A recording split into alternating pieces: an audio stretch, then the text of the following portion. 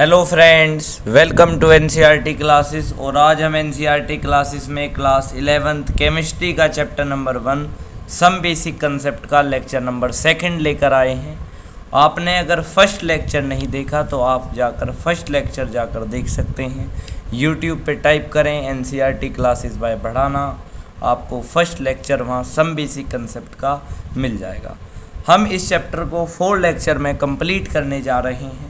आप ऐसा हमसे मान सकते हैं कि इस 4 लेक्चरों में आपको इस चैप्टर से हर डाउट, हर क्वेश्चन का आंसर हमारे लेक्चरों को देखकर मिल जाएगा। स्टार्ट करते हैं चैप्टर को बिना किसी देरी के। हमने ये कहा कि जो फर्स्ट चैप्टर है वो फिजिकल केमिस्ट्री के पार्ट में आ रहा है और फर्स्ट लेक्चर तो इसका बिल्कुल बेसिक आपको बातें बताई गई कि मैटर क्या है, आखिर में मैटर की डेफिनेशन क्या है, केमिस्ट्री कितने टाइप की है, इन बेसिक बातों को आपको बताया गया था।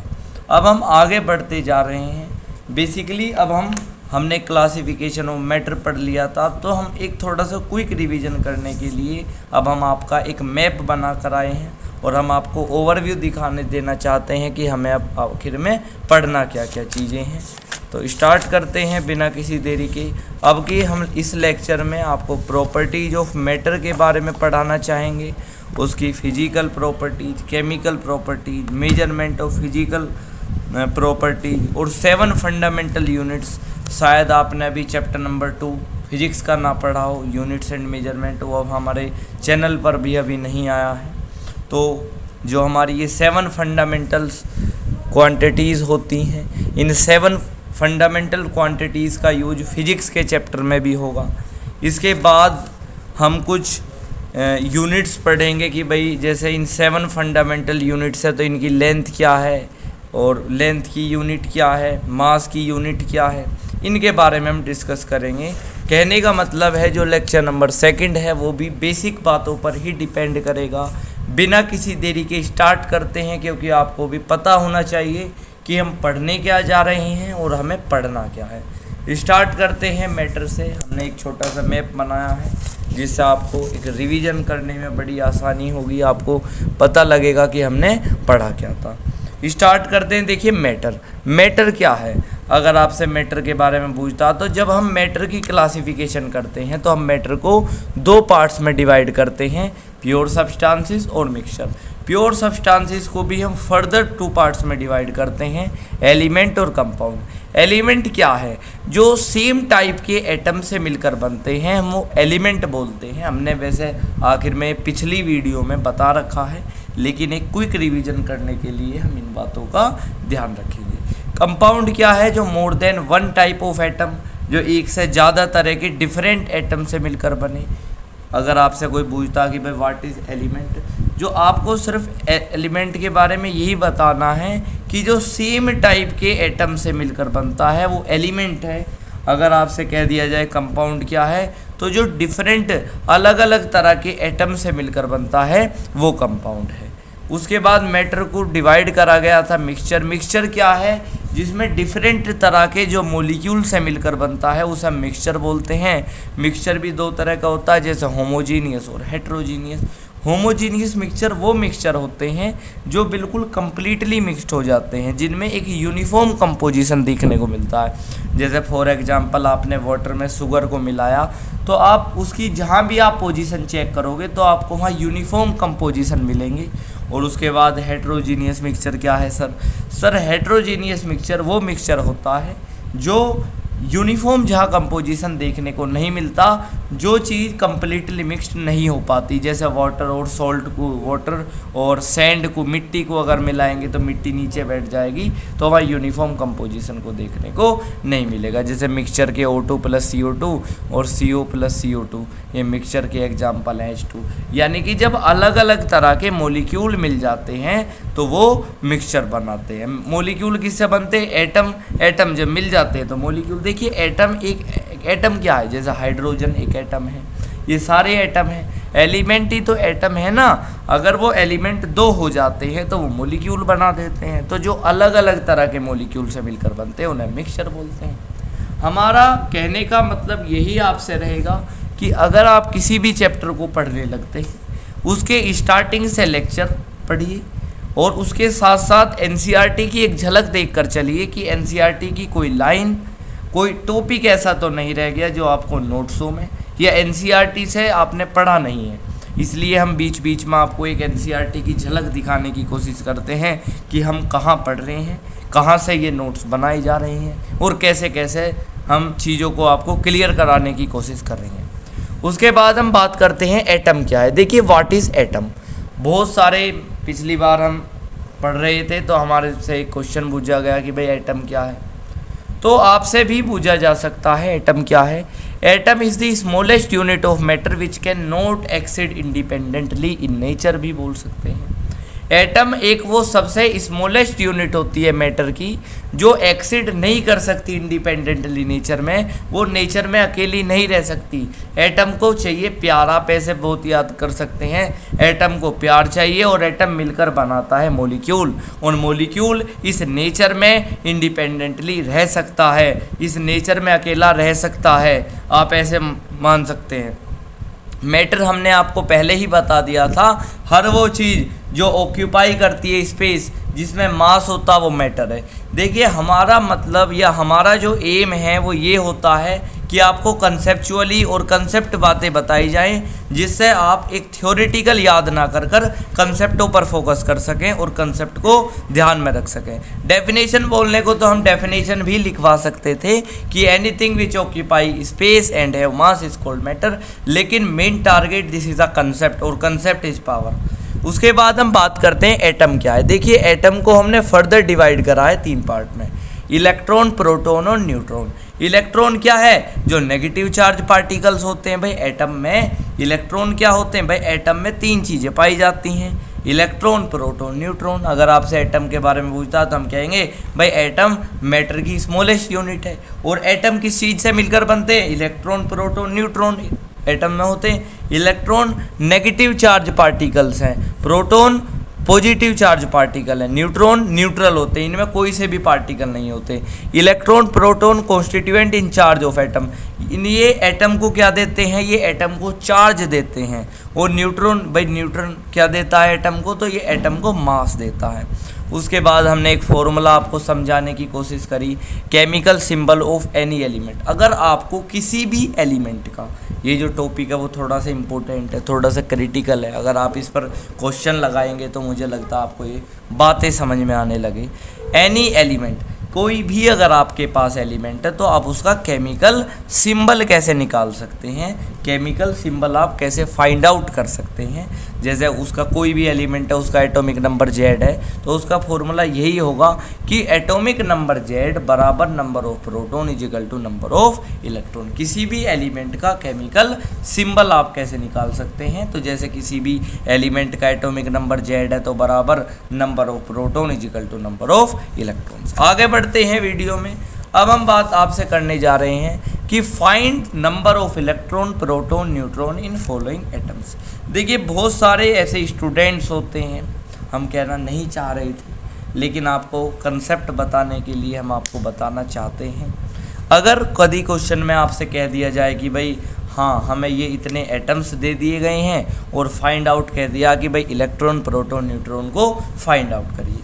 देखिए बहुत सारे ऐसे बच्चे होते हैं जो शायद ना कर पाएँ, हम आप सब उसी कैटेगरी में आते हैं, लेकिन बहुत बच्चे ब्रिलियंट होते हैं जो कर पाते हैं। तो आगे से कभी भी आपके पास ये क्वेश्चन आए कि आपको फॉलोइंग एटम्स, कुछ एलिमेंट, कुछ एटम्स दे दिए गए और कह दिया गया इलेक्ट्रॉन, प्रोटॉन, न्यूट्रॉन आपको फाइंड आउट करना है, तो सबसे पहला आपका जो एम रहेगा वो ये रहेगा कि जैसे ऑक्सीजन है, सबसे पहला आपको पता होना चाहिए कि हाँ ऑक्सीजन का एटॉमिक नंबर 8 होता है, ये आपको पहले पता होना चाहिए। तो आपको सबसे पहले इलेक्ट्रॉन, प्रोटॉन, न्यूट्रॉन की सीरीज लिखनी है। जैसे इलेक्ट्रॉन, प्रोटॉन, न्यूट्रॉन, कोई भी एलिमेंट है उसके आगे इलेक्ट्रॉन, प्रोटॉन, न्यूट्रॉन लिख दिया। आपको ध्यान रखना है फॉर्मूला कि उस एटम का एटॉमिक मास ऊपर रखना है, एटॉमिक नंबर नीचे रखना है और आसानी से निकल जाना। इलेक्ट्रॉन, प्रोटॉन क्या होते हैं? उस एटम का एटॉमिक नंबर, जैसे ऑक्सीजन का 8 है। अब सर न्यूट्रॉन कैसे निकालना है? न्यूट्रॉन भी 8 ही है, आपको आगे दिक्कत आएगी। देखिए न्यूट्रॉन निकालने का एक तरीका है, आपको इलेक्ट्रॉन प्रोटॉन को माइनस कर देना है उस एटम के एटॉमिक मास से। दोबारा मैं बताने की कोशिश करता हूँ, जैसे कोई एलिमेंट है ऑक्सीजन और आपको इसका इलेक्ट्रॉन प्रोटॉन न्यूट्रॉन निकालना है, इन तीनों को आपको सीरीज वाइज रखना है। इसका जो फॉर्मूला है वो ये है कि इस एटम का सबसे पहले एटॉमिक मास जो 16 है, एटॉमिक नंबर 8 है, ऊपर नीचे लिख लेने हैं। इलेक्ट्रॉन प्रोटॉन एटॉमिक नंबर ही होते हैं और जो न्यूट्रॉन है वो इलेक्ट्रॉन प्रोटॉन को माइनस करना पड़ता है, या तो आप इलेक्ट्रॉन को माइनस कर दो या प्रोटॉन को, क्योंकि दोनों ही सेम होते हैं। माइनस कर दीजिए एटॉमिक मास से तो न्यूट्रॉन निकल जाएगा। जैसा आपको सारे ये पता होने चाहिए, आप वीडियो को पॉज कर ट्राई कर सकते हैं। अगर आपको कोई डाउट है तो आप कमेंट बॉक्स में पूछ भी सकते हैं। जैसे कैल्शियम है, कैल्शियम का एटॉमिक जो मास है वो 14 है, एटॉमिक नंबर 20 होता है, तो इलेक्ट्रॉन प्रोटॉन तो 20 हो गए। और आपस में आप कैसे कर सकते हैं, इलेक्ट्रॉन को माइनस कर सकते हैं एटॉमिक मास से, प्रोटॉन को माइनस कर सकते हैं। अब सर आप तो ऐसा भी कह सकते हैं कि भाई तीनों को हम एटॉमिक नंबर लिख सकते थे, ऐसी गलती बिल्कुल ना करना। जैसे सोडियम है, सोडियम का एटॉमिक मास 23 होता है, एटॉमिक नंबर 11 है, तो इलेक्ट्रॉन प्रोटॉन तो 11 ही लिख दिए, लेकिन न्यूट्रॉन को इलेक्ट्रॉन को माइनस करना पड़ेगा, एटॉमिक मास से 12 आ जाएगा। तो ध्यान रखना, वीडियो को पॉज करें, ट्राई करें, कोई डाउट फंसे तो आप कमेंट बॉक्स में पूछ भी सकते हैं। अब हम आगे चलते हैं। नेक्स्ट टॉपिक हमारा एनसीईआरटी में दे रखा कि भाई आयंस क्या है, व्हाट इज आयंस। आयंस एक ऐसी चार्ज्ड स्पीसीज है, आयंस पे कुछ चार्ज होता है जो पैदा होता है या जो उत्पन्न होता है इलेक्ट्रॉन के ट्रांसफर से। आयंस एक ऐसी चार्ज स्पीसीज है जो उत्पन्न होती है जब इलेक्ट्रॉन्स का ट्रांसफ़र होता है। तो उसके आयंस के भी भाई कुछ टाइप्स हैं, जैसे टाइप्स ऑफ आयंस आपसे पूछ सकता है। पिछली बार हमारे एग्ज़ाम में आया था, स्कूल एग्ज़ाम में क्वेश्चन पूछा गया था कि भाई टाइप ऑफ आयंस, और तो स्टार्ट हमें बताना पड़ता है कि भाई आयंस के भी कुछ टाइप्स हैं। तो टाइप्स ऑफ आयंस जो हैं वो कटायन और अनायन हैं। कटायन जो है वो पॉजिटिवली चार्ज स्पीसीज है जो made up of the loss of electron, loss of electron होकर एक पॉजिटिवली चार्ज स्पीसीज बनता है। अब सर यहाँ पॉजिटिवली चार्ज स्पीसीज का मतलब है इलेक्ट्रॉन को डोनेट करना। अगर आप किसी इलेक्ट्रॉन को डोनेट करोगे या इलेक्ट्रॉन को लूज़ करोगे तभी पॉजिटिव चार्ज आएगा। ध्यान रखना इस बात का, ये 9th क्लास में पढ़ाया जाता है। जैसे सोडियम है, सोडियम की आउटर मोस्ट सेल में एक इलेक्ट्रॉन होता है, वो एक इलेक्ट्रॉन आउटर मोस्ट सेल को पूरा करने के लिए एक इलेक्ट्रॉन को जब वो लूज़ करेगा यानी कि Na+ और एक इलेक्ट्रॉन को जब लूज़ करेगा तो Na+ जब ही आएगा। तो ये बात का आपको ध्यान रखना है। पॉजिटिवली चार्ज स्पीसीज का मतलब है जब वो एक इलेक्ट्रॉन को लूज़ करेगा। एनायंस ऐसी नेगेटिवली चार्ज स्पीसीज हैं जो made up of the game of electrons, आप ऐसे बोल सकते हैं गाम ऑफ इलेक्ट्रॉन्स। देखिए जैसे क्लोरीन है, क्लोरीन की आउटर मोस्ट सेल में कितने इलेक्ट्रॉन्स होते हैं, 7 होते हैं। अब उसे एक इलेक्ट्रॉन की आवश्यकता है, जब वो एक इलेक्ट्रॉन को गेन करेगी इसका मतलब है वो नेगेटिवली चार्ज स्पीसीज है। इसका में केमिस्ट्री में थोड़ा सा उल्टा सिस्टम है, अगर वो गेन करेगी तो वो नेगेटिवली चार्ज स्पीसीज है यानी कि वो डोनेट कर रही है, हमें तमें ऐसी समझ में आता है। उसके बाद जैसे क्वेश्चन आ गया, हमने एक क्वेश्चन लिया है, शायद आप भी अपना थोड़ा सा दिमाग लगा सकते हैं इसमें कि number of proton and neutron निकालने हैं एक एल्यूमिनियम के। आपको बस इसमें यही क्रिटिकल बातें हैं कि एल्यूमिनियम में जो पावर दे रखी है वो +3 है। देखिए जब भी आप इलेक्ट्रॉन, न्यूट्रॉन या प्रोटॉन निकालने चाहें तो आपको पावर को आँख मीच के भूल जाना है कि भाई पावर पे आपको क्या नहीं करना, पावरों पे आपको ध्यान नहीं देना है। और ऐसे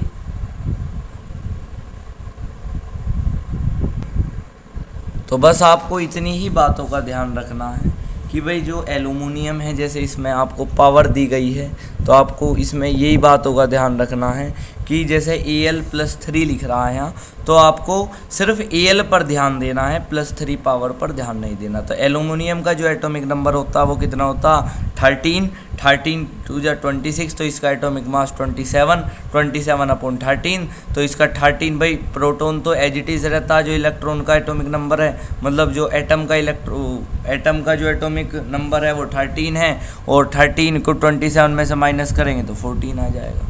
ठीक है, आगे बढ़ते हैं। चाहें तो आप प्लीज़ लर्न 20 एलिमेंट, यानी कि आप 20 एलिमेंटों को आपको याद करना है। जैसे आप नहीं जानते हैं तो हम बता देते हैं। देखिए 11th क्लास तक आपको 20 एलिमेंटों का पता होना चाहिए, क्योंकि फर्स्ट सेकंड चैप्टर को पढ़ने के लिए आपको 20 एलिमेंट और उनके एटॉमिक मास का जानना आवश्यक है। अन्यथा थर्ड चैप्टर जो है आपका पीरियोडिसिटी, यानी कि classification of element and periodicity in property, उसमें तो आपको इस वर्ल्ड में जितने 118 या 114 एलिमेंट हैं उनके बारे में आपको डीपली स्टडी करनी है, तो उसके बाद आपको याद करने की ज़रूरत नहीं है। लेकिन फर्स्ट सेकंड और चैप्टर को पढ़ने के लिए आपको 20 एलिमेंट और उनके एटॉमिक मासों का पढ़ना आवश्यक है। तो स्टार्ट करते हैं आगे, और हम ऐसी पूरी कोशिश करेंगे कि हमारे चैनल पर शॉर्ट्स भी उपलब्ध हैं, तो आपको शॉर्ट्स में 20 एलिमेंट्सों के नाम और उनके एटॉमिक मास का पता होना चाहिए। देखिए the periodicity of a solid substance can be determined by it, यानी कि किसी सॉलिड सब्सटेंस की हम पीरियोडिटी कैसे पता कर सकते हैं, तो उसके मेल्टिंग पॉइंट्स है, क्योंकि सॉलिड सब्सटेंस और इन सॉलिड सब्सटेंस की जो मेल्टिंग पॉइंट होती है वो डिफरेंट होती है। व्हाट इज साइंटिफिक नोटेशन, ये एक बहुत ही बड़ा टॉपिक है एनसीईआरटी में, और मैं ऐसा अपनी गारंटी से बोल सकता हूँ, अगर आपकी स्कूल एग्ज़ाम हो या कोई कंपटीशन का एग्ज़ाम हो, ऐसे टॉपिकों से क्वेश्चन 100% आता। साइंटिफिक नोटेशन क्या है, आपको इसमें यूज करना है डेसिमल को after first non zero digit, पहली नॉन जीरो डिजिट के बाद आपको डेसिमल लगा देना है और बाकी के नंबर कन्वर्ट कर देने 10 की पावर में। सिंपल साइंटिफिक नोटेशन में आपको यूज करना डेसिमल का एक फर्स्ट नॉन जीरो डिजिट के बाद, और बाकी उस जो आपने डेसिमल लगाया है उस डेसिमल की जो बाद की डिजिट है उन्हें कन्वर्ट कर दीजिए 10 की पावर में। जैसे ये 5 है, पहली नॉन जीरो डिजिट है तो 5 के बाद डेसिमल लगाइए, डेसिमल में बाद में संख्याएं लिखिए। अब ये 4 हैं तो इंटू 10 की पावर 4 कर दीजिए।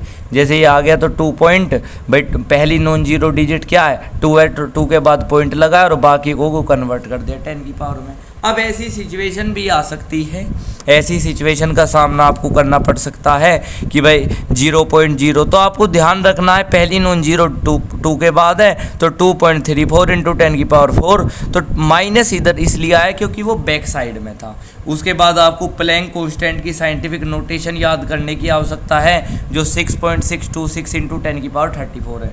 उसके बाद हम properties of matter and there measurement के बारे में बात करने जा रहे हैं। देखिए मैटर की 2 ही प्रॉपर्टी होती हैं, फिजिकल और केमिकल। फिजिकल प्रॉपर्टीज ऐसी प्रॉपर्टीज होती हैं थूस प्रॉपर्टीज विच कैन मेजर्ड, जिन्हें हम मेजर्ड कर सकते हैं और ऑब्जर्व कर सकते हैं विदाउट चेंजिंग द आइडेंटिटी, अपनी पहचान को बिना बदले, और कंपोजिशन ऑफ द सब्सटेंसेस, जैसे स्मेल को, डेंसिटी को, स्मेल और एमपी, बीपी, बॉइलिंग पॉइंट, इन्हें हम सब मेजर्ड कर सकते हैं विदाउट वो कोई चेंज करे बिना।